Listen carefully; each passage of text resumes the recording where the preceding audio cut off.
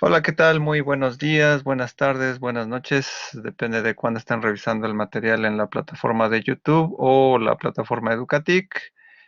Les doy la bienvenida a los compañeros que nos siguen en vivo. Ángela Isla, Brandon Rodríguez, Carolina Herrera, Eduardo García, Héctor Camilo, Juan José, Karen Hernández, Karen Telles, Carly Flores, Mónica Jimena. Y bueno, esperando ahorita que se conecte mi mano derecha, Marisol Morales, damos inicio a la 10ª videoasesoría del curso de imagen y discurso audiovisual. Estamos dando pie al inicio de la tercera unidad en la cual estamos viendo la parte de composición, que es un correlato importante de la parte de la percepción visual y la parte de psicología de la imagen que habíamos estado viendo, ¿no? En la unidad anterior, con lo del ojo, la luz, la parte de la gestal, etcétera, ¿no? Que son aproximaciones a la percepción de la imagen. De algún modo aquí, en esta unidad que arrancamos, vamos a dar pie a lo que es la composición y al análisis de los objetos visuales. Vamos a hacer hincapié en algunos elementos que quizá algunos de ustedes ya hayan visto en su curso anterior, que es de teorías de la significación, en donde se presupone que algunos conceptos generales ya se habrán abordado en la parte de lo que es forma y contenido, algunas teorías ya saussurianas, de Barthes, lo que es retórica, etcétera. Aquí lo vamos a ir estructurando de manera, en términos del estudio del análisis visual y dentro de la significación, ¿no? En este primer punto vamos a ver lo que es el discurso visual y la significación. Vamos a ver que algunas perspectivas un tanto más referidas a la parte semiótica o a las teorías de la significación, en donde tendríamos que ver lo que es el signo visual, ¿no? La imagen material visual, por decirle de alguna manera, ¿no? Y algo que ya más o menos hemos ido introduciendo con Villafañe, ¿no? Lo que es el isomorfismo o la iconicidad, para así tener una perspectiva funcional formal del estudio de la imagen.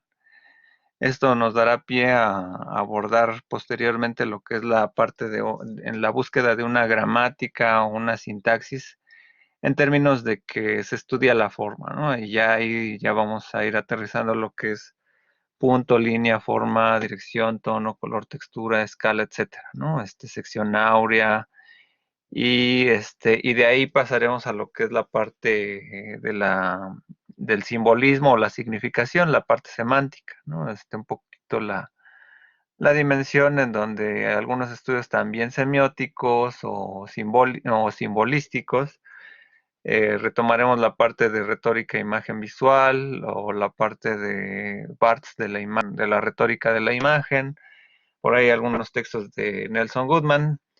En cierta manera, esta unidad tiene una profundidad teórica alta, ¿no? Entonces, yo les pido que, pues bueno, aquí sí hay algunos temas, ¿no? Que a lo mejor son complejos. De alguna manera, ya con los textos de Villafañe, por ahí vamos a retomar ahorita en esta sesión donde vamos a trabajar con la propuesta del grupo MIU o grupo de Lieja, que es este grupo eh, de teóricos de Bélgica que muy distinguidamente hacen una propuesta del análisis retórico.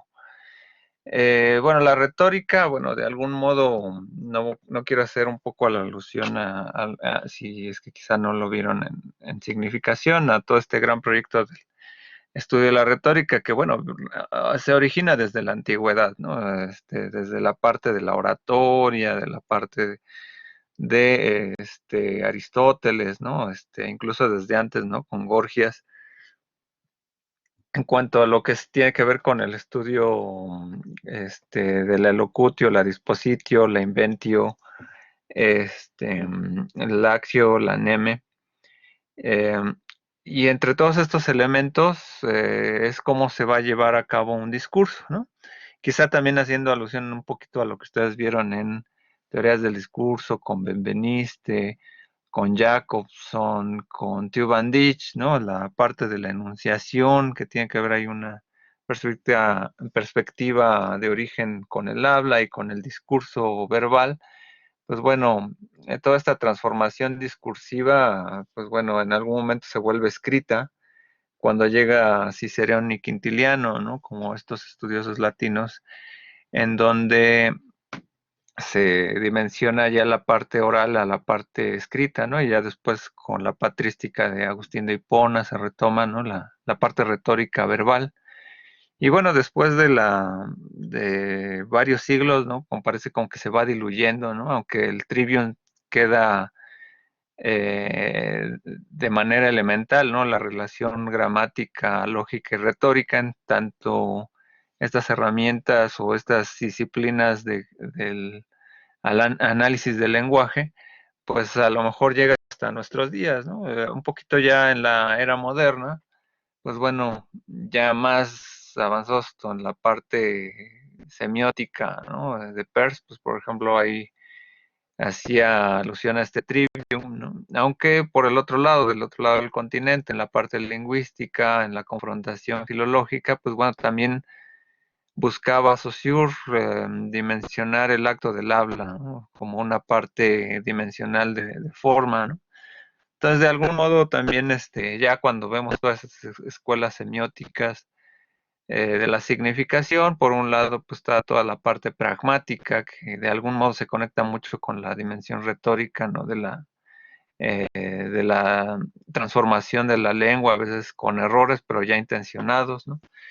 Pero también dentro de la parte semiótica lingüística, ¿no? Con James Webb en el análisis de forma y contenido, de lo que es la expresión y contenido, ¿no?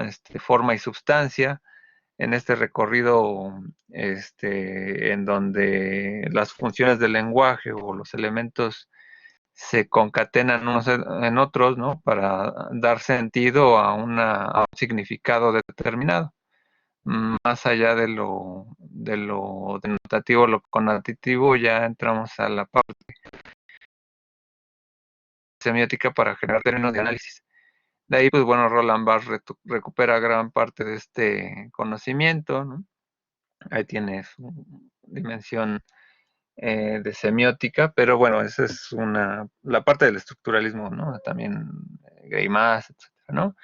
Entonces, ¿qué es lo que pasa con este grupo de Lieja, ¿no? O sea, de repente este grupo de Lieja o de estos belgas, ¿no? Que comienzan a analizar el texto visual o como si, bueno, más bien el discurso visual, más allá del análisis rimbombante de términos confusos, ¿no?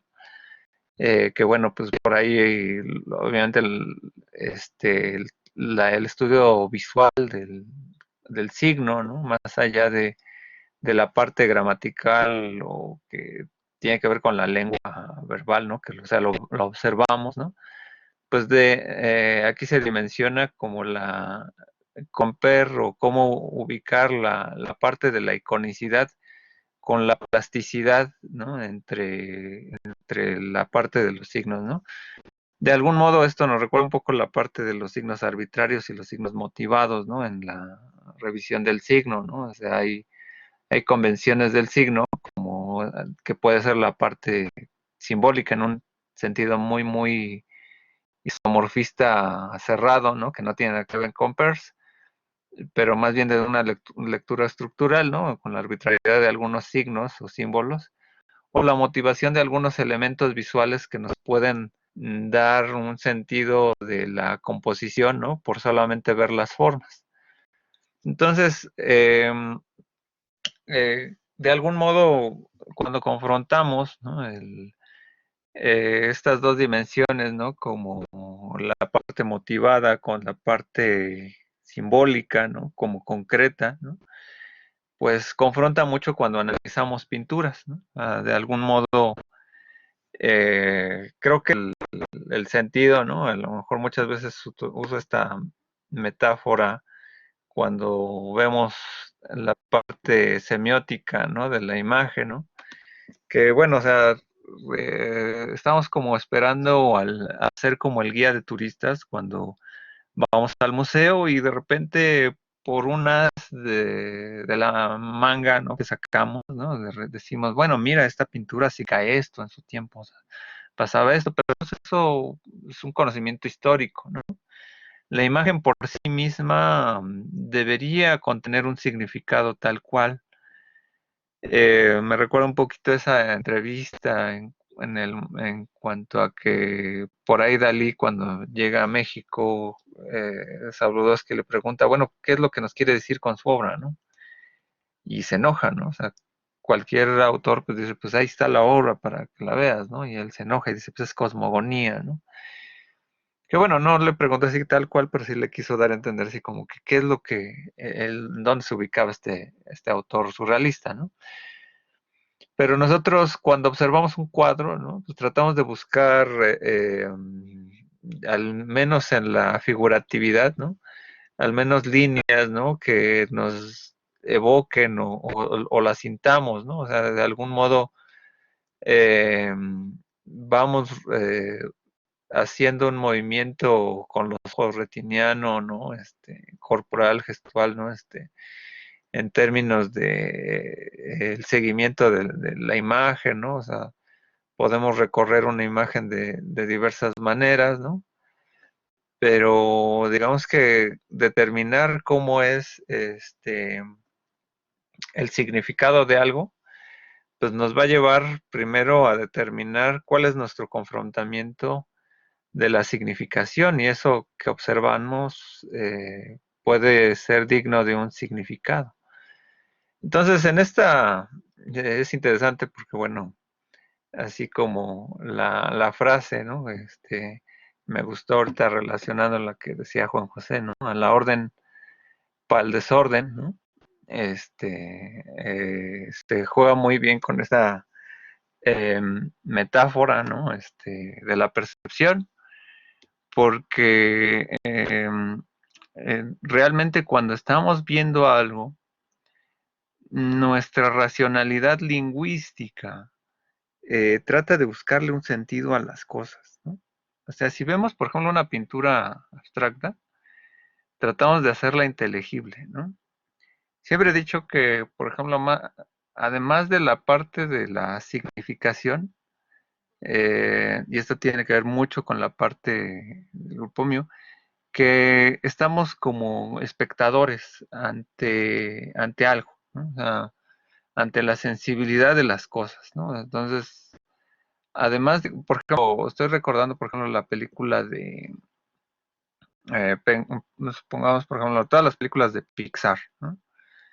Las películas de Pixar cuando salieron, supongo que ustedes las habrán visto, ¿no? O no sé cuál, desde cuál les haya tocado, si alguna de Toy Story, no sé. Cuando ves la película, te, te, te emociona la parte visual, ¿no? Como si fuera un espectáculo. No tienes palabras ante ello. Después lo reubicas, ¿no? Ya en las formas e incluso ya a lo largo de los años, ¿no? Por ejemplo, Toy Story es un buen ejemplo. Toy Story 1, 2, 3, 4, ¿no? Y cuando las texturas se van haciendo más complejas, ¿no? Pues tratan de impactar. De repente si uno ve una animación, ¿no? De Pixar de los años 80, ¿no? De Tim Cook, por ejemplo, ¿no? Va a decir, no, pues eso se ve muy cuadrado, se ve muy... O sea, ya como que analizamos las formas ya con otra perspectiva, ¿no? A lo largo de los años, ¿no? O por ejemplo la animación de los 90 de Guerra de Bestias, Transformers, ¿no? La ves y actualmente dices, no, pues se ve muy rara esa animación, se ve extraña, ¿no? Es más como ver, por ejemplo, Tron, ¿no? En la película de Liesberg, del 83, ¿no? Dices, bueno, la película es medio extraña, ¿no? O por ejemplo, bueno, dice Brandon, como los efectos de Terminator, ¿no? Por ejemplo, del salto de Terminator 1 a la 2, pues bueno, es inmediato que hubo un cambio abismal, ¿no? De repente hubo, bueno, la 3, Salvation, Genesis, luego acaban de sacar este otro bodrio, ¿no? Que, terrible, ¿no? Pero bueno, los efectos son clarísimos de que la textura, ¿no? O sea, eso yo no le puedo recriminar, por ejemplo, la última de Terminator, el carácter de espectáculo, ¿no? O sea, llega algo que aparentemente, ¿no? Se da como algo espectacular, ¿no? Ya después pasa como a la razón, ¿no? O sea, de ese carácter material pasa a la forma, como a buscarle una sintaxis y un significado. En esto tratándolo de ubicar a la parte filosófica, semiótica, ¿no? Humanista de este grupo Mew, ¿no? De algún modo, cuando observamos cualquier parte de la realidad, sucede esto, ¿no? O sea, que tenemos un espectáculo natural que puede ir a buscar esa parte artificial al orden, ¿no? Como algo simbólico, ¿no? Como que esto significa, por ejemplo, si yo veo, ¿no? En algún elemento simbólico, ¿no? De repente comienzo a poner un círculo con unas rayas, ¿no? De repente como que a la tendencia artificial dice, pues bueno, eso es como una cara, ¿no? O no sé, es como una figura, ¿no? Si yo la puedo hacer todavía más compleja, ¿no? ¿No? Y eso dice, bueno, ya es un dibujo, ¿no? Ya a lo mejor tiene alguna, determinación, a lo mejor simbólica, ¿no? Eh, o lo puedo dividir, ¿no? A decir, bueno, son elementos circulares, ¿no? A la parte de cómo es que se está dando esta forma, ¿no? Entonces uno comienza a determinar cómo son las estructuras, ¿no? Y bueno, pues de algún modo el orden y el desorden es un proceso de percepción, pero eso lo hacemos con cualquier objeto de la realidad. Hay veces, incluso que a veces buscamos como figuras, ¿no? Mira, esa nube tiene una figura como de tal cosa, ¿no? Como, este, pues, no sé, una guitarra, por ejemplo, ¿no? Bueno, aquí quedó un poco raro, pero bueno, podemos hacer una especie de interpretación, ¿no? Por los objetos, ¿no? Y bueno, pues, o sea, hay diversas maneras, ¿no? De buscar un orden, ¿no? Y bueno, lo fractal, bueno, por ejemplo, lo fractal tiene que ver mucho con estas teorías matemáticas, ¿no? Del orden, ¿no? Por ejemplo, los tejidos, ¿no? De alguna cultura mesoamericana, ¿no? De indígenas, luego hacen tejidos en donde hacen grecas, ¿no? Y esos elementos, ¿no? Pues llevan un orden determinado. Y entonces, uno los va interpretando, ¿no? Como dicen, qué estilo tan particular, ¿no? Tienes un vestido, ¿no? Determinado, ¿no? Pero fractalmente, ¿no? Dice, hay un orden, ¿no? Y esa parte matemática me gusta, ¿no? ¿No? Entonces ahí hay como variabilidades, ¿no? Dentro del campo que hacemos de lo que nos confrontamos, ¿no? Entonces esta dimensión, ¿no? Tiene a ver como a entender, ¿no? ¿Qué parte es la dimensión figurativa y abstracta, ¿no? Digo, aquí, ponen aquí algunas obras, ¿no? Con carácter formalista, ¿no? Giotto, ¿no? Por ejemplo, o Mondrian, ¿no? Que una es figurativa, ¿no? porque pues de algún modo eh, tiene un orden, forma más o menos determinado a la copia de la realidad, ¿no? Un carácter isomorfístico determinado, ¿no? Lo mismo pasaría con Bresdi, ¿no? Que luego tiene algunos dibujos, ¿no? Como de árboles, ¿no? Eh, y bueno, Mondrian, ¿no? Que a lo mejor ya de las épocas ya más modernas, ¿no? Descomponen los cuadros, ¿no? Este, que es más, por ejemplo, el cubismo, ¿no? Entonces hay una síntesis del orden que va a lo abstracto en cuanto a un orden, ¿no? O sea, como teníamos como a lo mejor una figura de una persona, pero vemos como los píxeles, ¿no? O algo así, ¿no? Y, por ejemplo, en la tendencia fractal es buscarle un orden, o sea, Bresdin que luego tiene unos árboles eh, muy detallados, ¿no? Y de repente, pues nos confrontamos a Jackson Pollock, que es una dimensión abstracta, ¿no? Eh, por ejemplo, ahora que estuvo este meme, ¿no? ¿Cuál es el sentido, ¿no? Que a veces le podemos también dar a este arte moderno, ¿no? Porque bueno, o sea, uno puede ver una pintura de Jackson Pollock, ¿no? Y bueno, puede uno contagiarse por los tonos rojos, etcétera, ¿no? Nos hace la relevancia, ¿no? Los puntos o esta mezcla, ¿no? Pero bueno, o sea, realmente esta visión de abstracción, ¿no? Pues a lo mejor tiende a lo mejor una fractalidad, ¿no? Ahí entre el desorden surge un desorden, ¿no? Pero más allá de comprobar la técnica, pues bueno, vemos que aquí no, el que hace el chicharronero, pues hasta lo sabe, ¿no?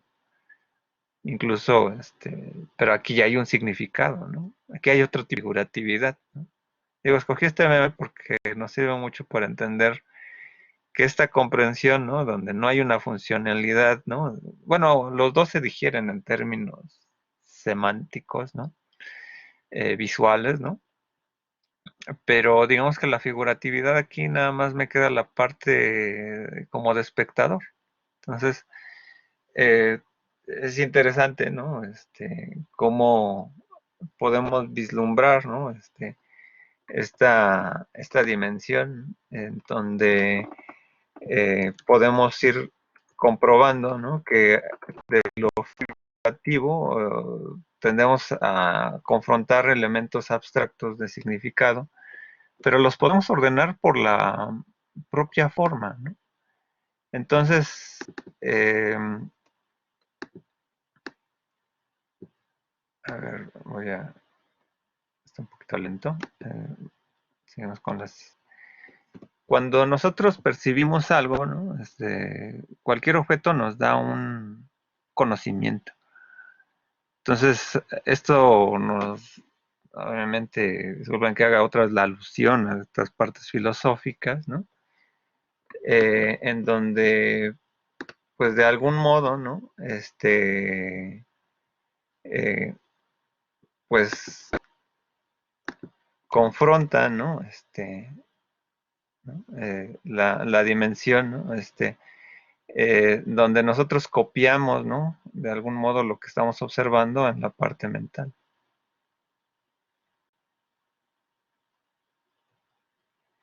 Y entonces, en esta relación sujeto-objeto viene un proceso de una dimensión semiótica que está abordada incluso por, por la significación, ¿no? Por los objetos, ¿no? A los cuales estamos confrontando, dice Eduardo García. Por eso se menciona en la lectura esa relación con el significado y el significando. Sí, en términos de que vamos vinculando objetos. O sea, y no solamente aquí es como confrontar también la parte semiótica pragmática, ¿no? De Peirce, ¿no? Que hay una dimensión de conocimiento, ¿no? Pero bueno, quizá hago este comentario porque, bueno, tanto en la visión estructuralista como en la dimensión pragmática, la dimensión que hacemos es descomponer cualquier objeto, cualquier cosa con significado en elementos que me den un sentido tanto de la forma como en la parte interna del significado, ¿no? Que es quizá un poco ahí lo que hacía alusión Gensler, ¿no? O sea, cuando nosotros tenemos una letra, ¿no? Parece que esa letra, ¿no? En su es como una especie de vaso, ¿no? Entonces, el contenido, ¿no? O sea, está en función de la expresión, ¿no? De cómo se expresa esto, ¿no? Cualquier objeto, ¿no? Como ente significante incluye aquí un significado determinado, por ejemplo, aquí olla, ¿no? Pero incluso poner la palabra olla, ¿no? Por ejemplo, ya somete igual al mismo proceso de semántica, ¿no? O sea, porque no estoy confrontando directamente con el concepto, sino que es un ente de expresión. Lo mismo aquí con un foco, ¿no? O sea, yo lo transformo en palabras, ¿no? Pero incluso la manera en que está los significantes arbitrarios, ¿no? De esta palabra, ¿no? Determinan o dimensionan este elemento, ¿no?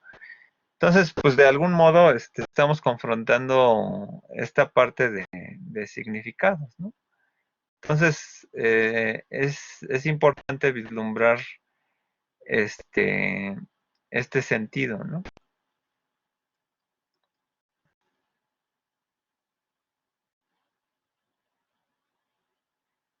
O sea, nos enfrentamos a una especie de semiosfera, ¿no? Donde hay un buen de elementos, ¿no? Pero, por ejemplo, aquí, ¿no? Podemos discriminar, ¿no? ¿Qué elemento a lo mejor me llama la atención o voy separando, ¿no? A través de una totalidad. Es esa totalidad la que a lo mejor me puede indicar, ¿no? Que hago también, como dijera Roland Barthes, una especie de artrología, ¿no? Pero más allá de esta dimensión racional, ¿no? Antes nos confrontamos a lo que son los preceptos. Nuestra dimensión natural, ¿no? De aquí los fenómenos de campo, ¿no?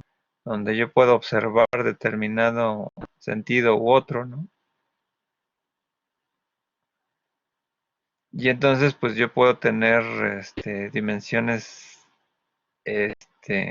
variables de a qué es lo que me interesa, ¿no?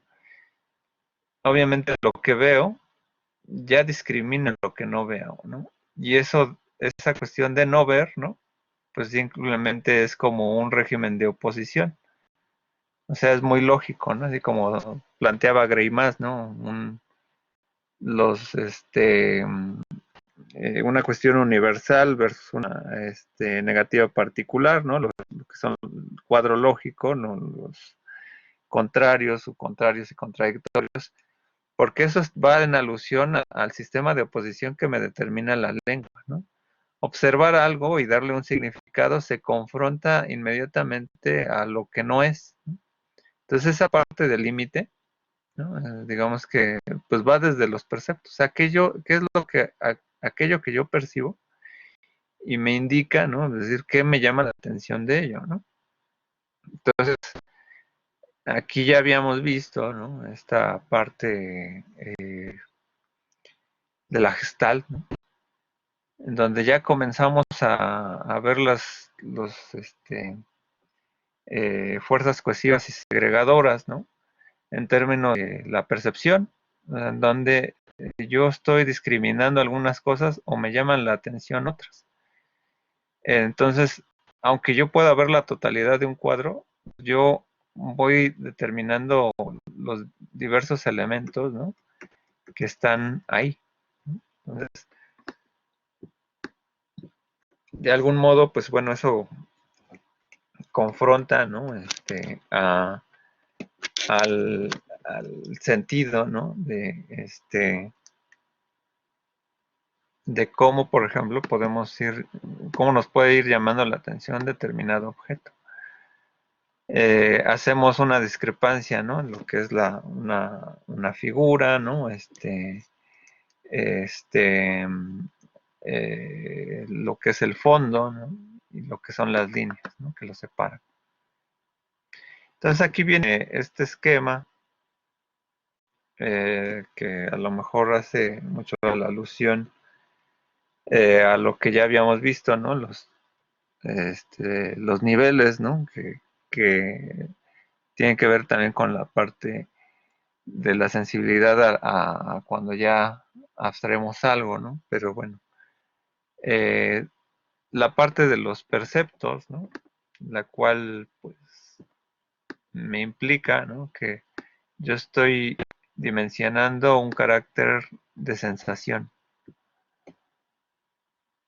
Entonces, bueno, voy a ver si es que aquí no se puede hacer un poquito más grande, pero lo voy explicando, ¿no? De algún modo nosotros vamos dimensionando la forma general, ¿no? Los analizadores microtopográficos para dar un sentido a una textura, ¿no? Bueno, ellos dicen, ¿no? Extractores de motivos, ¿no? O sea, como en qué se cierra el cuadro, ¿no? La forma, ¿no? Los analizadores cromáticos, ¿no? Como la parte de color, ¿no? Son elementos que tienen que ver un poquito con la experiencia, ¿no? Al final los integramos, ¿no? Que de algún modo esto ya lo habíamos planteado, ¿no? En la parte de Villafañe, ¿no? Y entonces cuando yo lo integro, ¿no? Eh, como en una eh, dimensión cognitiva, ¿no?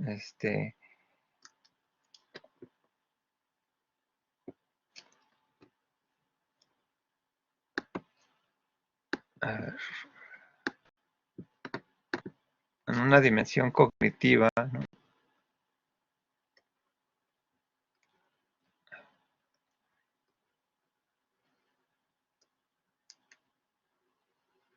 Caray, bueno, está fallando mi pluma, pero bueno, luego con el mouse. Entonces, cuando le llegamos a la determinación de una parte sustancial en términos de un objeto, ¿no? Obviamente va a formar parte de un repertorio icónico visual dentro de mi experiencia, donde yo comienzo a aplicar la dimensión conceptual, ¿no?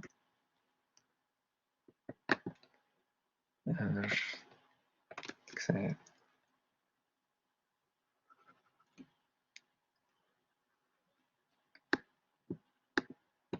bueno,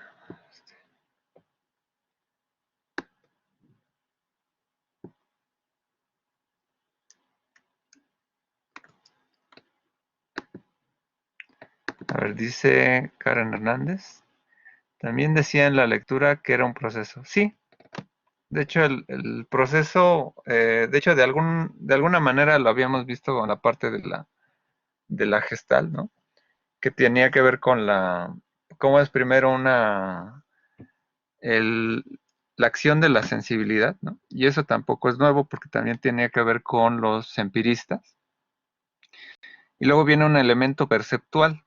Quizá ahí ya se salta un poquito a la parte, eh, pues un tantito a la parte cartesiana, pero también a la parte, ¿cómo se dice? Kantiana, ¿no? Donde el percepto, ¿no? También ya comienza a hacer alusión a la parte racional de esa experiencia determinada. Entonces, aquí pues a ver si, o sea, nosotros tenemos una estructura global determinada, cualquier objeto tal cual, ¿no? Donde pues de aquí de algún modo pues vamos, ¿no? Determinando, ¿no?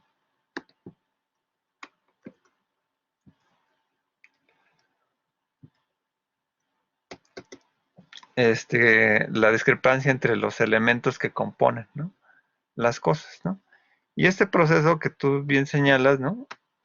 Pues tiene que ver con los niveles, ¿no? Un primer nivel, ¿no?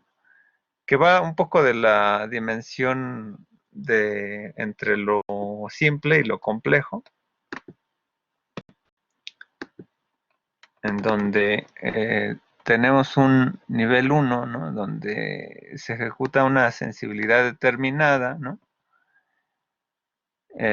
Bueno, este esquema, ¿no? De los perceptos está, y cómo tiene que ver ahí con la parte representativa, ¿no? Se va haciendo más compleja porque, bueno, la parte de la percepción, nosotros no solamente recordamos lo que tiene que ver con la parte sensible, ¿no? Sino con la dimensión de la manera en que lo abstraímos, ¿no?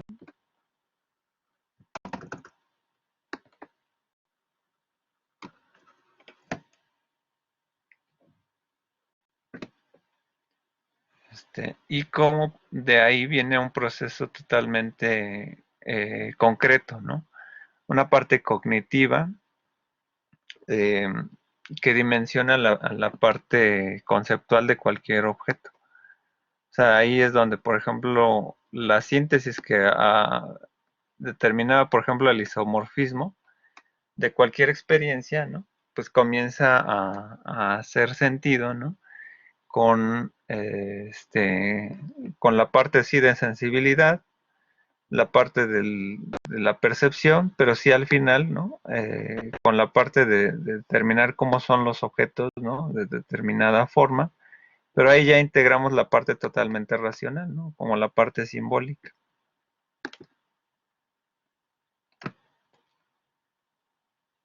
Y bueno, digamos que hay aquí una parte importante, ¿no? Con eh, la explicación que tiene en mucho la parte estructural, ¿no? Que si son dentro del cuadro, ¿no? O sea, están analizadas dentro del discurso, ¿no? O ya implican una parte interpretativa diacrónica, ¿no? O sea, si las propiedades globales, ¿no? Ya me indican como a priori cómo irlas determinando, ¿no? Cómo hacer una lectura de ello. O dentro de las implicaciones dentro del cuadro, yo ya las ordeno, ¿no? Como si tiene ciertos cuadros, hay un seguimiento que me indica, por ejemplo, en un cuadro de viñetas, ¿no? Aunque un cuadro de viñetas también en un cómic ya más o menos está determinado por un eje de lectura, ¿no? Este, pero bueno, las propiedades globales, ¿no? Las hacemos mucho en alusión a esta parte, ¿no? Okay.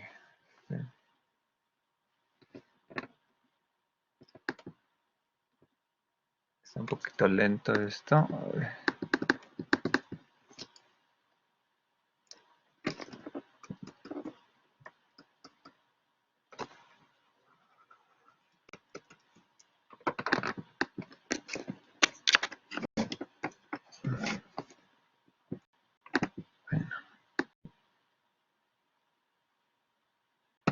Entonces, como de la parte icónica pasamos a la parte plástica.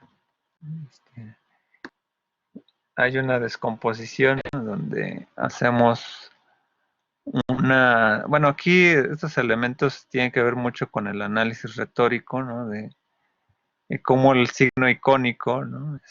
Lo reconocemos, ¿no? Pero bueno, estos elementos que tienen que ver con la adjunción, la supresión, la sustitución y la permutación son elementos que se usan mucho en la retórica, ¿no? Lo que son las metábolas.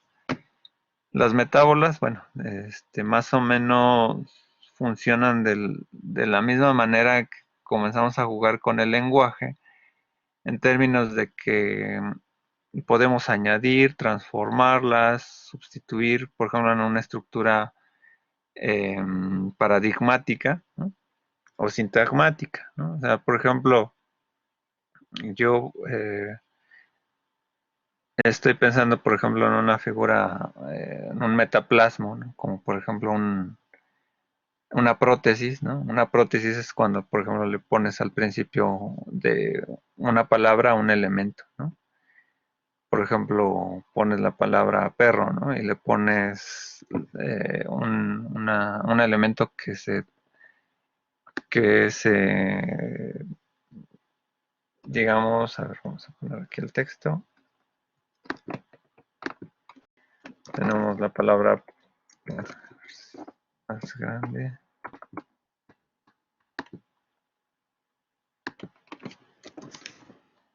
Perro, casi no se ve.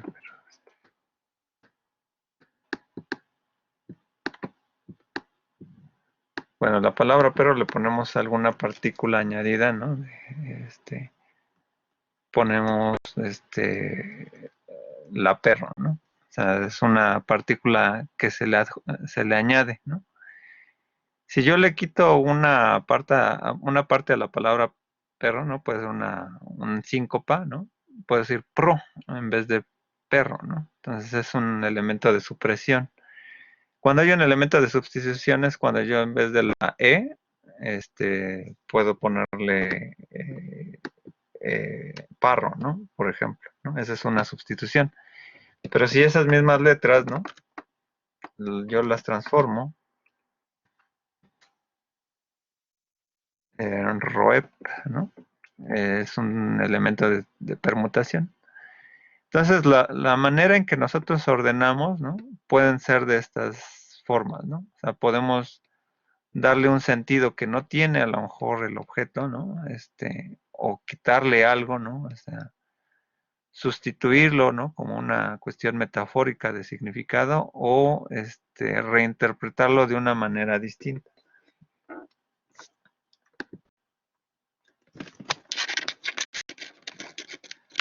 En esta confrontación, o sea, nosotros, bueno, aquí hace un modelo triádico, ¿no? En donde el elemento que está observándose, ¿no? Bueno, tiene una condición significante, o sea, una cuestión material de forma, ¿no? Pero está implicada por algún significado determinado, ¿no? Un referente, ¿no? Pero también da una unidad, la cual nosotros estamos sintetizando, ¿no? O sea, es la cosa, ¿no? A lo que significa, ¿no? Y la manera en que se significa, ¿no? O sea, hacemos un reconocimiento. Y bueno, de algún modo este triángulo, bueno, más allá de una alusión pragmática persiana, realmente tiene que ver más bien con una alusión aristotélica o estoica, ¿no? Porque bueno, se decía en algún momento que bueno, el modelo persiano no es un triángulo, sino es como una Y.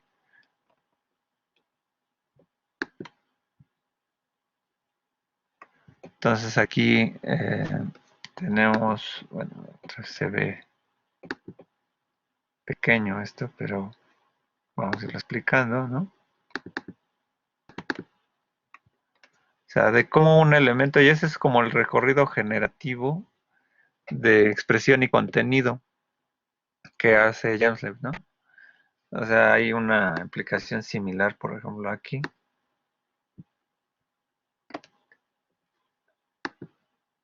A ver,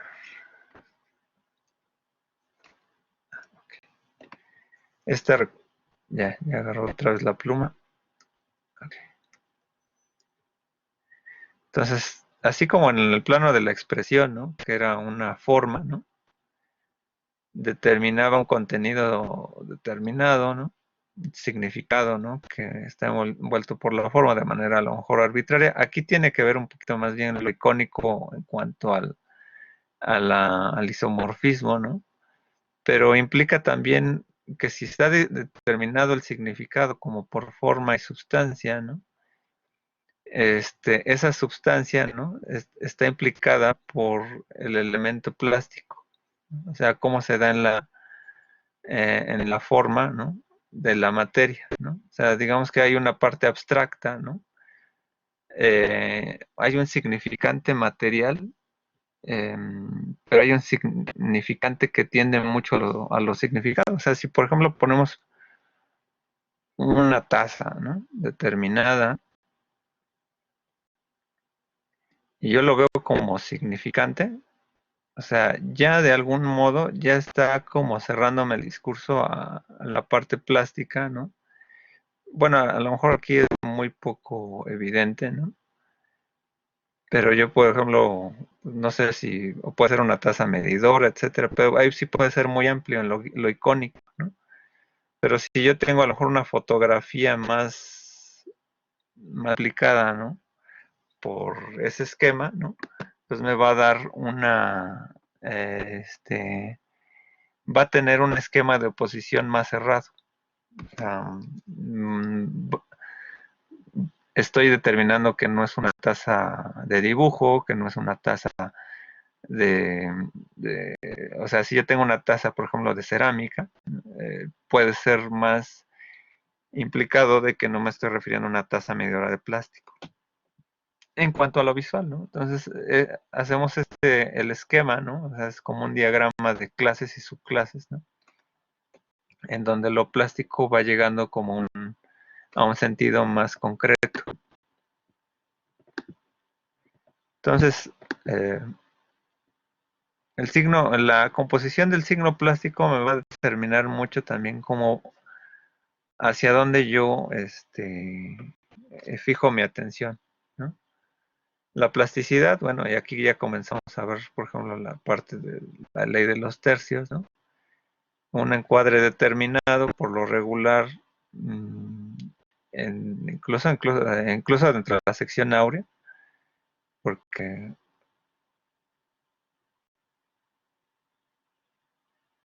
más o menos por acá estaría parte de la sección áurea. Mi atención está más o menos por acá. Aquí está un poco descentrado, pero bueno, más o menos gana este elemento, ¿no? Y el horizonte está encuadrado, ¿no? Entonces yo puedo discriminar a través de esta percepción determinada, discriminando la parte plástica, cuáles son los elementos que le dan orden a una composición. O sea, aquí ya más en términos de la forma, ¿no? Aquí hay una sustitución de la realidad, en términos retóricos, ¿no? Es una fotografía, en vez de estar frente al faro, ¿no?, pues yo lo estoy viendo aquí.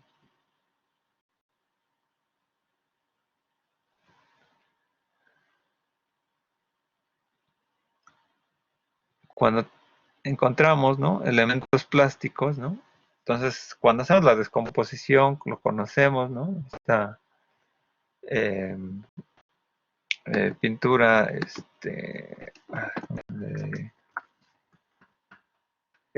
se me acaba de ir el autor, ¿no? Es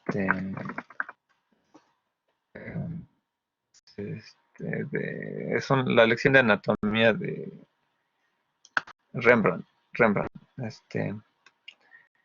Entonces, hay una descomposición de estos elementos dentro de lo plástico. O sea, puedo reconocer las formas de acuerdo a mis preceptos, ¿no?, mis referentes, que son personas. O sea, tienen, el referente es plástico, implica fácilmente entes reconocibles, ¿no?, dentro de la figura humana, ¿no?, plasticidad, etcétera, ¿no? Pero ya la relación con ellos, ¿no?, o sea, esto ya implica a lo mejor una parte diacrónica, ¿no?, de la interpretación, ¿no?, pero que la semántica de todas formas está encerrada dentro de este mismo cuadro. Ahí hay una parte que se encierra a través ya de mis perceptos, no solamente a través del nivel de la sensación, del primer nivel, sino que a través del nivel perceptual, ¿no?, que ya uno, el cuadro, la relación de una persona muerta, etcétera, pues algo lo están haciendo, ¿no? Pero ya cuando lo llevo al concepto, ¿no?, dentro de lo que es un continuum, ¿no?, o sea, ya lo ubico más bien dentro de de mi repertorio, ¿no? Entonces ya ubico el tipo, ¿no? O sea, cómo la estructuración de estos elementos icónicos, ¿no? Ya tienen una forma y un objeto ya definido. Y entonces aquí el ámbito perceptivo, ¿no? Me permite desestructurar el cuadro, ¿no? O verlo articulado, ¿no? En un concepto tal cual. O sea, en mi último nivel está ya llegado un elemento de complejidad. Que bueno, decía un poco, ¿no? Ya está un poquito dimensionado por las partes que ya habíamos revisado, ¿no? Anteriormente, ¿no? Con Villafañe, pero sí es interesante ver cómo de dónde más o menos la importancia de que tiene este grupo, ¿no? Sobre la discusión de la parte visual, porque hay una parte visual que sí tiene que ver con la significación, pero hay otra parte con la iconicidad tal cual se abstrae, ¿no? O sea, una iconicidad a lo mejor ya determinada por los cuadros. Y aquí, pues, por ejemplo, cuando ya me enfrento a un cuadro de segundo orden, ¿no? Un elemento discursivo articulado, ¿no? Ya casi, bueno, existen estos elementos de los perceptos, ¿no? Pero aquí ya trato de sintetizar la parte simbólica. O sea, es más rápido o inmediata, ¿no? O sea, los niveles de sensación, percepción y cognición a lo mejor se dan ya en la desarticulación del todo. O sea, lo interesante es que es como si estuviéramos haciendo una lectura de un cuadro, ¿no? De un libro. Entonces lo que estamos haciendo es desarticular la parte gramatical, ¿no? Como lo que pasa en la misma dimensión retórica es que hay elementos que para entender cómo funciona la retórica tenemos que deconstruir los textos. Para entender el nivel de funcionamiento hay un orden funcional, más allá de gramatical. Entonces aquí cuando yo superpongo, ¿no? Un elemento que está fuera del cuadro original, ¿no? Rompe y ya provoca incluso un sentido retórico. Aquí ya hay un elemento de sustitución del cuadro original. O sea, hay una figura aquí de alegoría. Hay una dimensión incluso metafórica también, ¿no? Paródica, ¿no? Y esos son, la parodia o la alegoría funciona por elementos de sustitución. Si encontramos en un elemento ya a lo mejor dentro del cuadro, ¿no? A nivel significante, pues también puedo hacer la deconstrucción de los elementos, ¿no? Del cómo se vestían, ¿no? En una determinada época, ¿no? Puedo hacer el realismo, cómo se está implicado, ¿no? Las formas, el tipo de sombreros, etcétera, ¿no? O sea, a nivel interno, ¿no?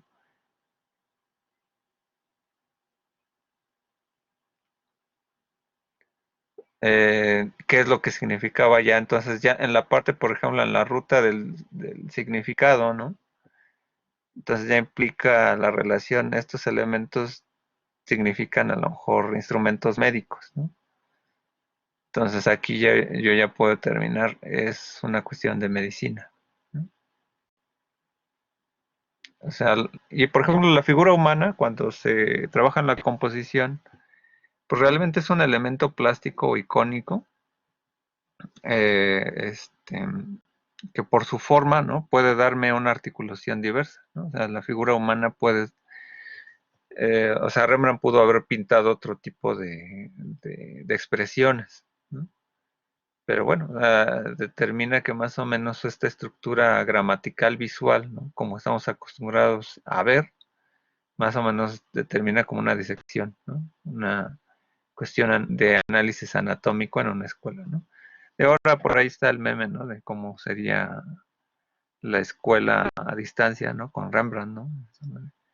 Deconstruyen los cuadros, ¿no? Y los tienen como en varias pantallitas, como en clase en línea, ¿no?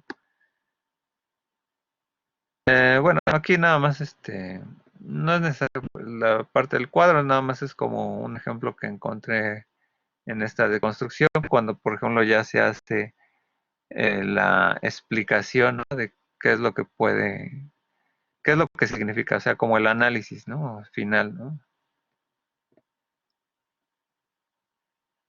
Aquí tenemos otra alegoría, ¿no? Digo, pueden haber más, ¿no? Pero la reconstrucción es diversa, es diversa. Pero por ejemplo aquí ya implica que uno, el reconocimiento visual de dichos elementos eh, ya implica que uno conozca los elementos que yo estoy observando. O sea, uno ya debe tener ahí, por ejemplo, el, el sentido, ¿no? En donde uno ya entendería, ¿no? Que la alegoría a Plaza César, ¿no? Y cada personaje, ¿no? Y dentro de la forma, ¿no? El enfoque estructural global, ¿no? Dice, ah, pues están organizados como la pintura.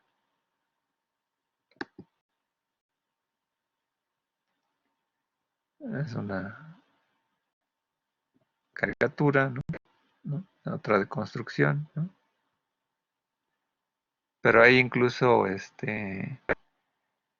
juega, ¿no? En la transformación, ¿no? Aquí está, por ejemplo, como una figura retórica eh, de hipérbole, ¿no? Sí, de hipérbole, ¿no? Que es una exageración. Se retoma el mismo cuadro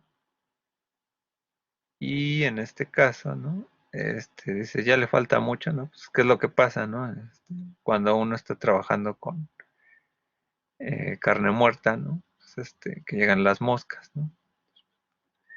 Ese es un acto de transformación, en un acto retórico. Es el beso de Klimt, ¿no? Aquí hay una transformación, ¿no? Donde viene una caricatura, ¿no?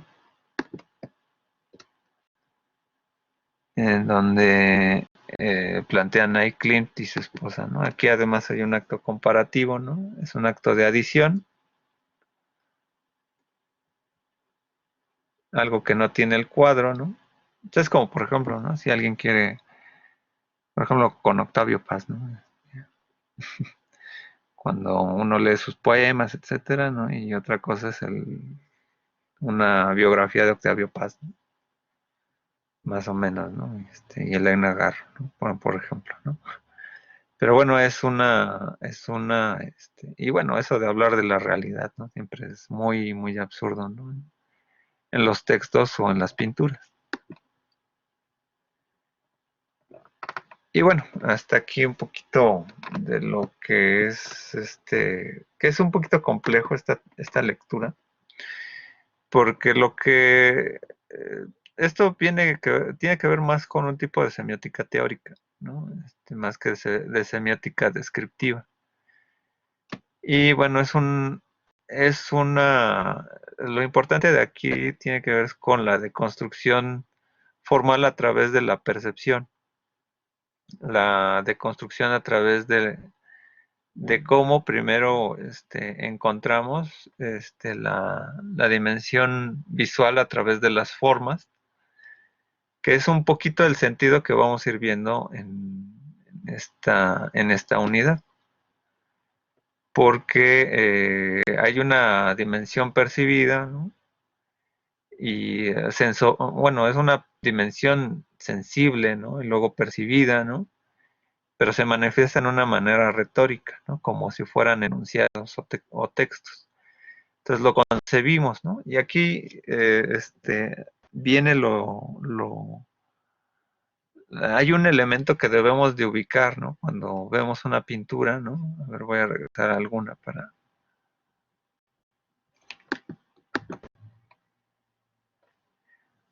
En donde, por ejemplo, aquí el grado cero, ¿no?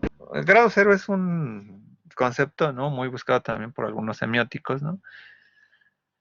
en donde uno debería significar las cosas por los universales tal cual así se nos ofrecen las cosas y uno no tendría que desdibujar en otros significados más que los que está observando, ¿no? En esta parte del grupo mu, ¿no? Hay un grado cero o una búsqueda de grado cero en los elementos perceptuales, ¿no? Hay líneas, hay cuadros, hay colores. Ese es el grado cero como ideal, ¿no? Por decirlo de alguna manera, ¿no?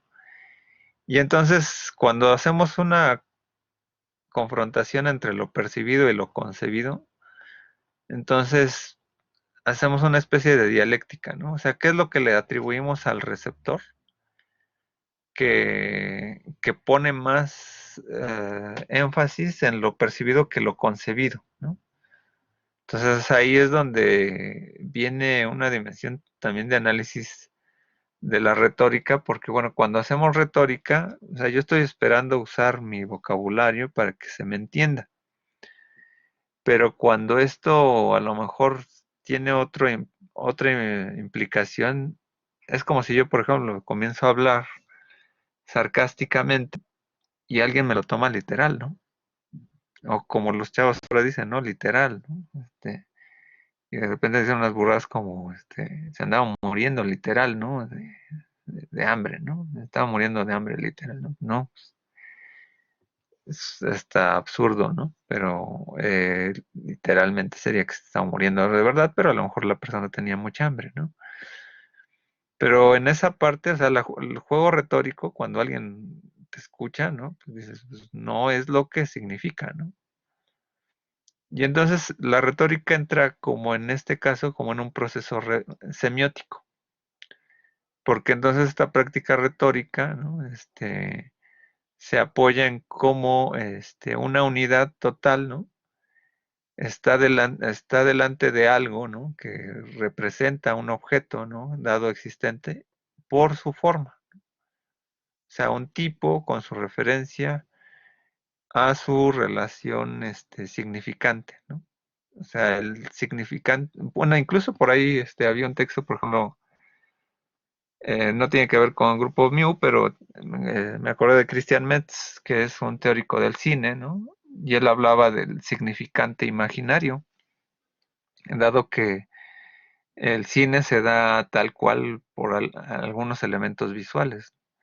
De hecho, la visión de Chaplin sobre el cine tendría que ser como la estructuración en la búsqueda, ¿no? De que el cine es como un lenguaje universal.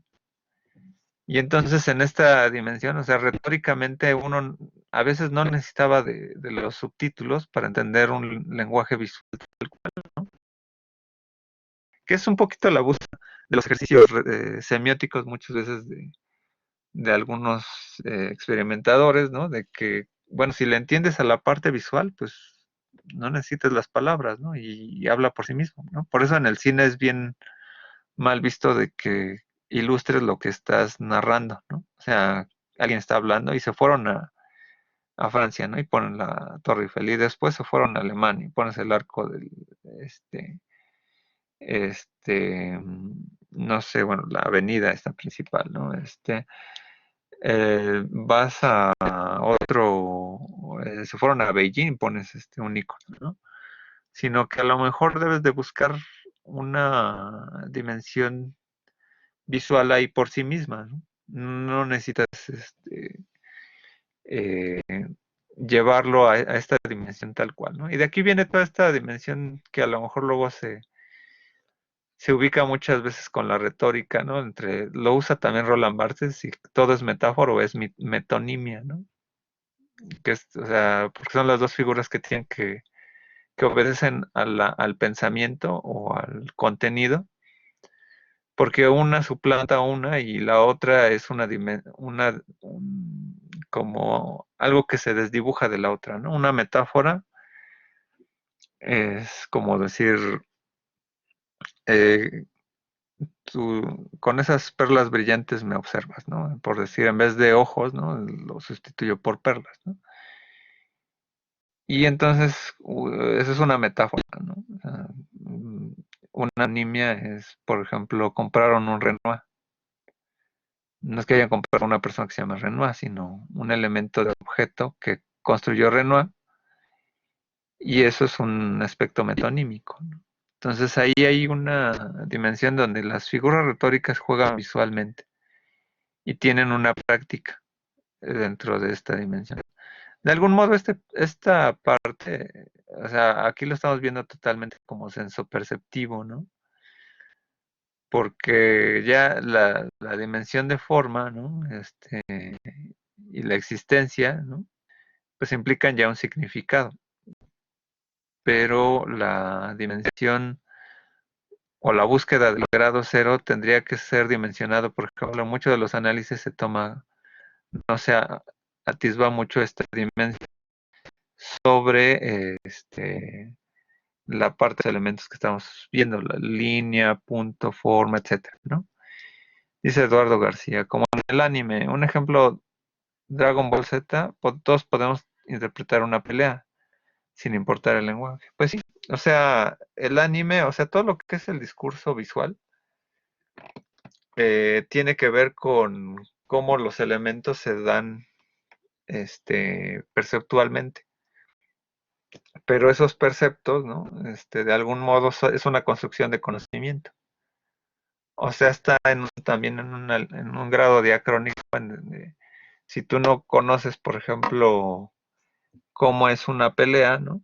A lo mejor no vas a entender a lo mejor mucho, a lo mejor instintivamente hay a lo mejor elementos, ¿no? Pero eh, hay un capítulo de Black Mirror donde a una niña le bloquean la sangre, ¿no? Los elementos que tienen que ver con la sangre, etcétera. Y de repente puedes conocer, ¿no? Que cuando algo ve así, ¿no? Cambia su percepción, ¿no? Pero eh, ahí es un poco indagar un poco esta complejidad. ¿Qué es lo que pone entonces el sujeto, ¿no? El repertorio, ¿no?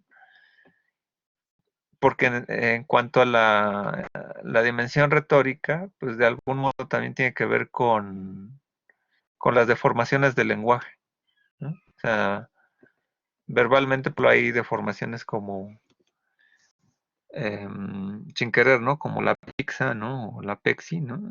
Que son errores, ¿no?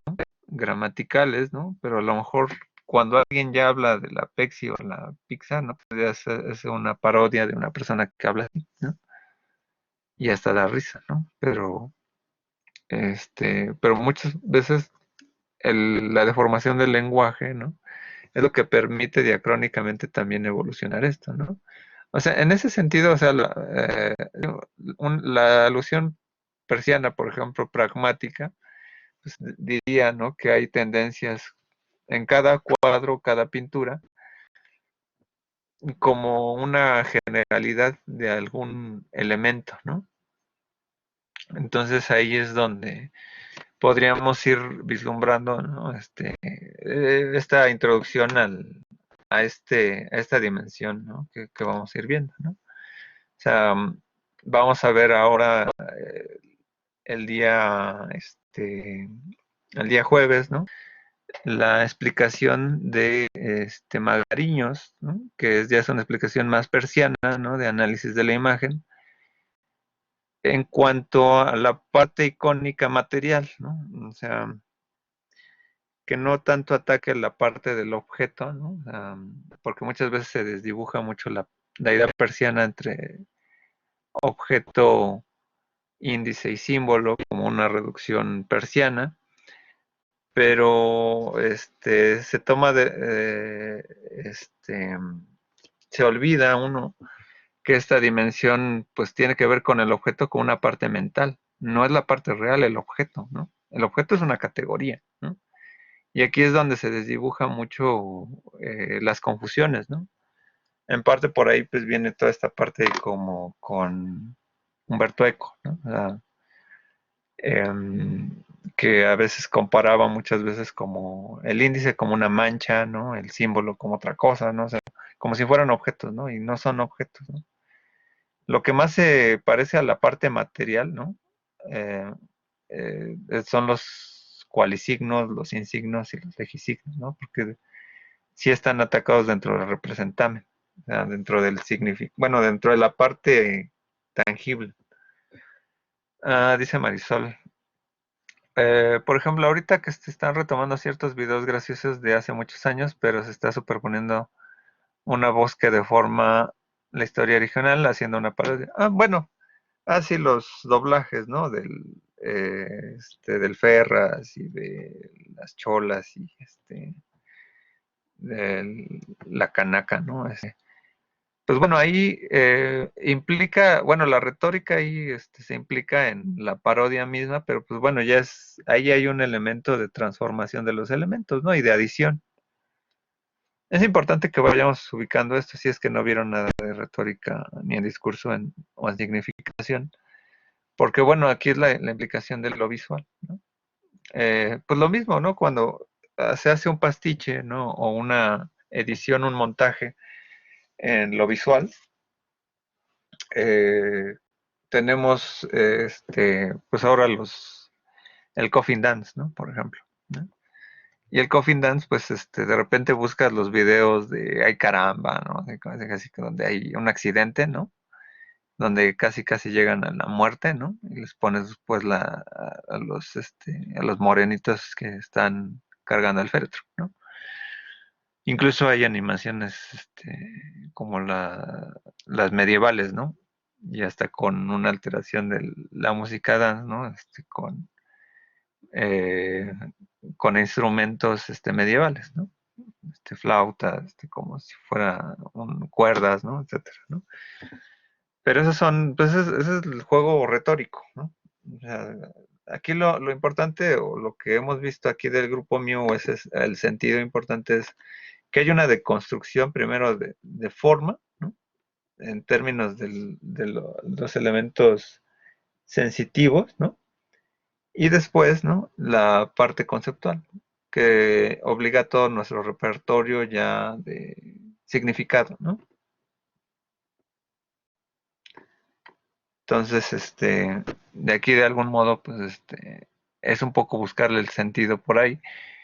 Y que, bueno, estos elementos vamos construyendo más sobre todo la reflexión. O sea, ya para avanzar primero a una parte de semiótica descriptiva, ¿no? O sea, quizás los elementos teóricos que menciona el Grupo Mew son mucho de semiótica teórica, ¿no? Sobre todo porque no había también un corpus muy construido dentro del análisis que fuera de lo lingüístico se fuera a lo visual. Roland Barthes lo intenta, pero pues es muy translingüística, ¿no? Porque lo tiene que transformar a lo verbal. Tienes, bien sí se sigue transformando a lo verbal, es mucho entender cómo entendemos la cognición, ¿sale? No sé de aquí alguno de ustedes que tenga alguna pregunta, duda.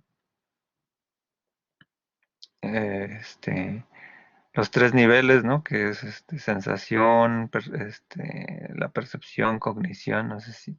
De algún modo ya lo habíamos visto en la presentación por ahí de Villafaña, la unidad anterior, nada más que aquí lo estamos viendo ya más dentro del carácter semiótico, ¿no? También pensando un poco, ¿no? En la reflexión Gestalt. La Gestalt pues busca mucho ubicar los elementos tal cual, ¿no? Se dan, ¿no? Y no sé, por ejemplo, en la lingüística se busca mucho la unidad con la cual construimos el todo. Por ejemplo, una frase tiene un elemento de doble articulación, tiene unas unidades fonémicas que no, como tales no tienen significado, pero tienen una significación ya cuando encontramos una palabra y cuando mezclamos varias palabras le damos sentido a la oración, ya es una unidad simbólica. Lo complicado es ver o hacer una transpolación de estos elementos a un elemento visual, porque el elemento visual entonces lo que tendríamos que buscar es gramaticalmente o sintácticamente cuáles son los elementos fonémicos o los elementos casi sin significación y cuáles comienzan a significar. Y ahí la Gestalt pues se conjuga muy interesantemente porque comienza a ver los puntos, los elementos eh, pasando del punto y la línea, ¿no? Sobre el plano, ¿no? Entonces comienza a ver la figura fondo. Entonces comenzamos a discrepar sobre una dimensión perceptiva, ese grado cero, ¿no? Lo que es la composición. Para algunos teóricos dirán, no, pues es que no se puede hablar gramática y de sintaxis, es simplemente composición, es otro elemento, es un otro fenómeno que no tiene que ver con lo gramatical.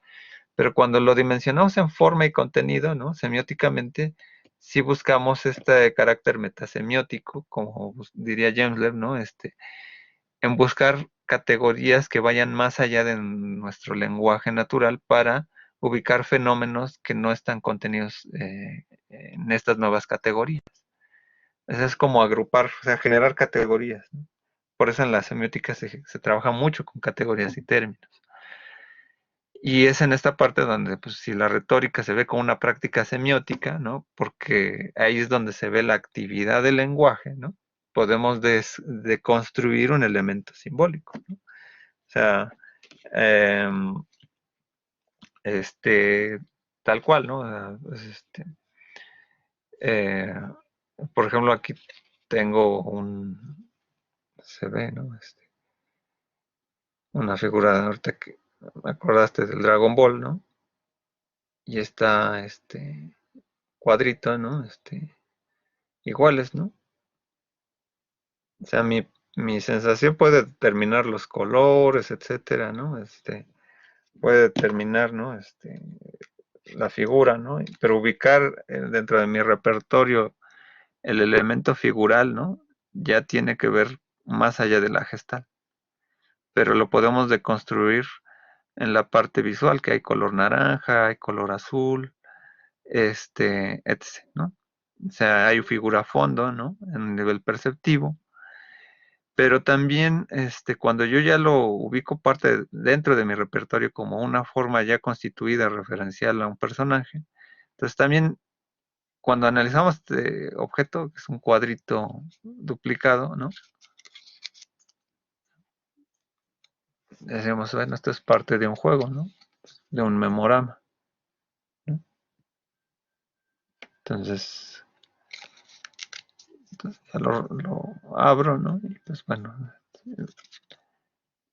los tapo y bueno, ya el juego es semióticamente hablando, ¿no? Encontrar las pares, ¿no? Pero bueno, esto es como una introducción a una clase de análisis, ¿no? Sensación, percepción, forma y cognición, ¿no? Elementos de repertorio. Digo, muy sintéticamente, ¿no? Porque, bueno, quizá ahí lo complicado es ver estos términos, ¿no? No sé si alguien tiene alguna pregunta, duda. Bueno, dice Mónica Jimena, entonces la gestal solo hace una pequeña aportación únicamente en el percepto de campo y límite. Pues digamos que es la manera más sintética de traducir la parte psicológica a la parte semiótica, ¿no? Porque entonces la dimensión de la gestal lo que busca dentro de un campo sin significación es simplemente que organizamos las cosas. O sea, si se dan cuenta, la gestal, más allá de determinar los significados, ¿no? Dice, pues, determina esto, das más importancia a algo, ¿no? Entonces, eso es como en el lenguaje de la gestal, pues es fondo y figura fondo, ¿no? En este es campo y límite, ¿no? En la parte semiótica, ¿no? Del grupo mío. O sea, porque entonces determinamos qué es lo que nos llama la atención. ¿Mm? O sea, es una aportación para nuestro estudio general de la imagen, ¿no?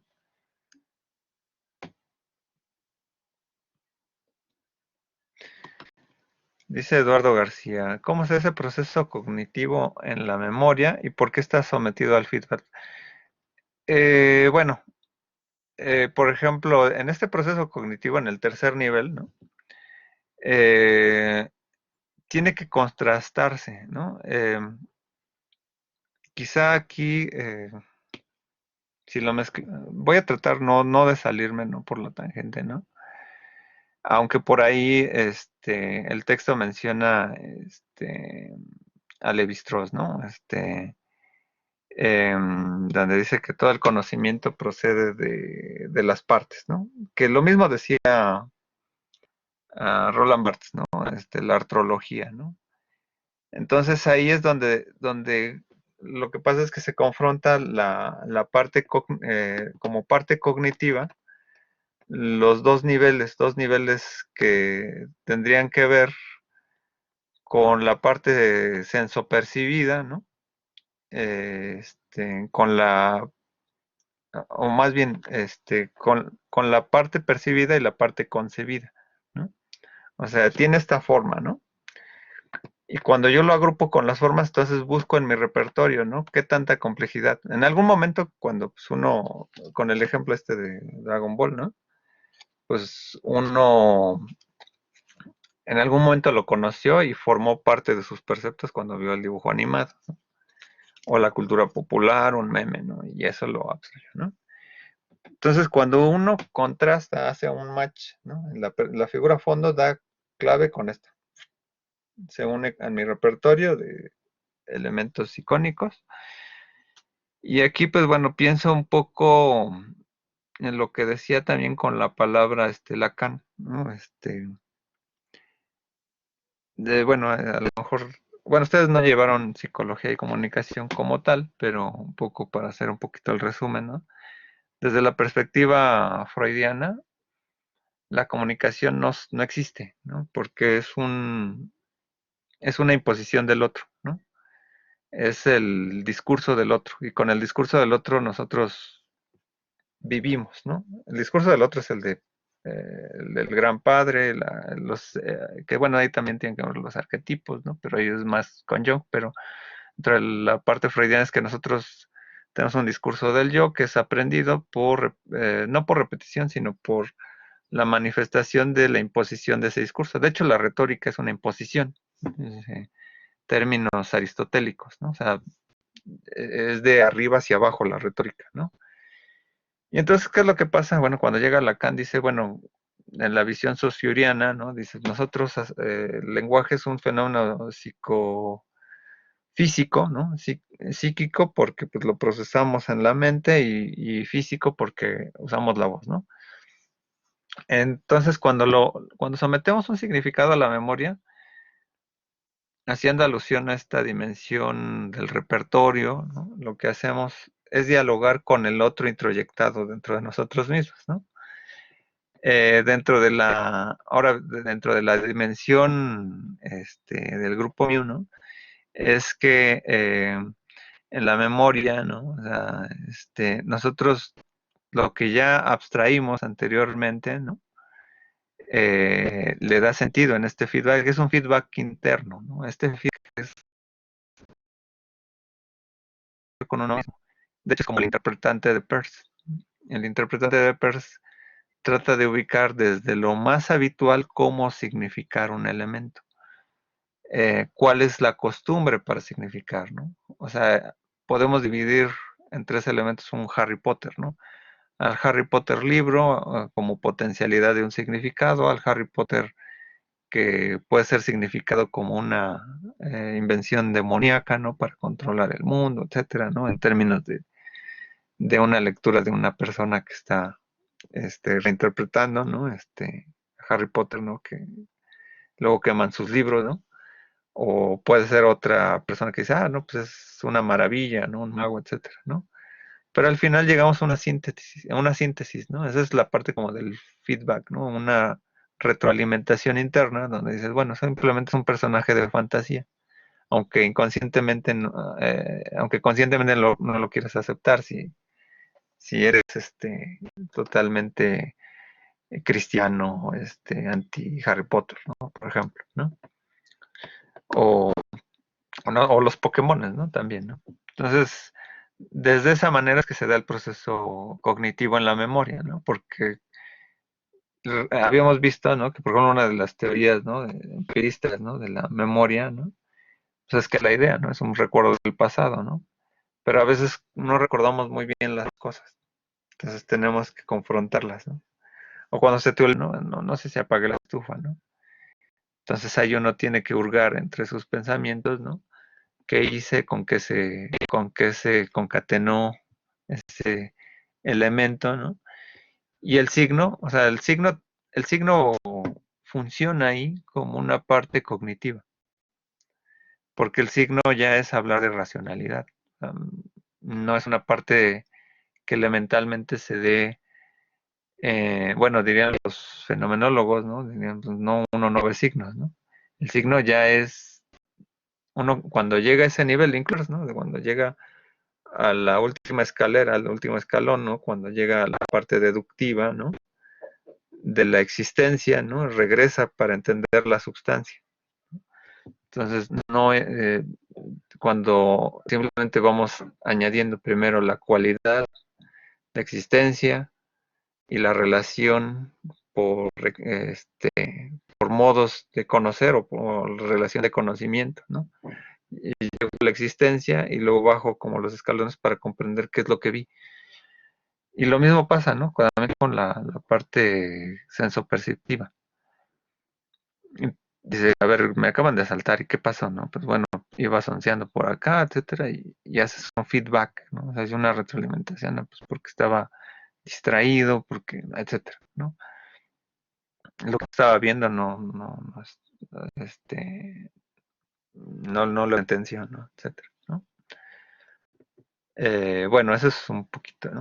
Dentro de lo que tendría que ver la relación dialéctica, ¿no? De este tercer nivel, ¿no? Cognitivo con el feedback.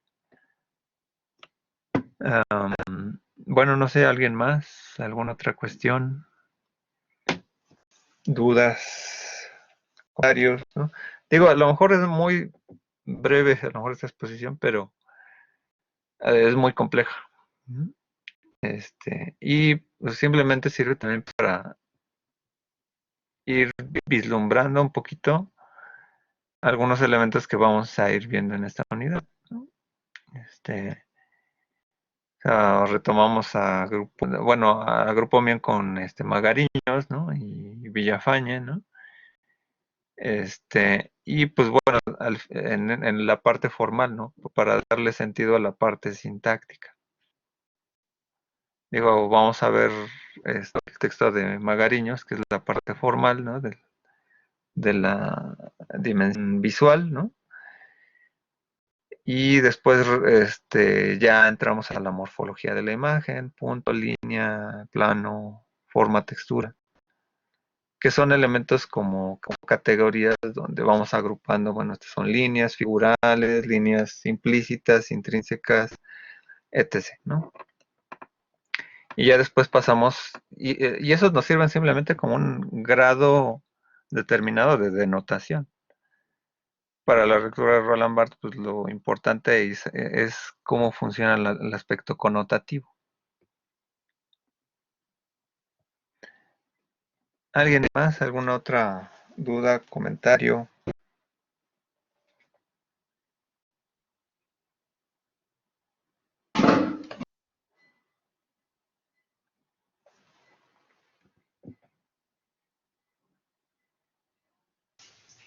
Yo tengo una duda acerca de la tarea 9, profesor, de la plataforma. A ver, perdón. Que A ver, tengo una duda de la tarea a 9 ver, en la... a ver, la tarea 9 es la de... Ah, pues esta, ¿no? La de grupo mío. ¿Cuál es la duda? Es que no hay, pues como indicaciones de qué hacer, si un control o preguntas o qué es lo que se tiene que hacer Ok. en esa tarea. Ok. Cuando no hay indicaciones es control de lectura, nada más, ¿no? Ok, Y ya el control ok, de lectura, este, ya se ubica dentro de lo que es ahí en el programa, o bueno, ahí no sé si viene la indicación por ahí arriba, ¿no? Cómo hacer el control, ¿no? En resumen, opinión y sí, fuente, ¿no? claro que sí, muchas gracias. Sale, dale. ¿Alguien más? ¿Alguna otra pregunta?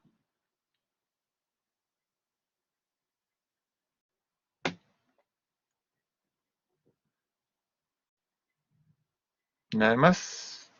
Entonces ya cerraríamos entonces esta sesión. Obviamente,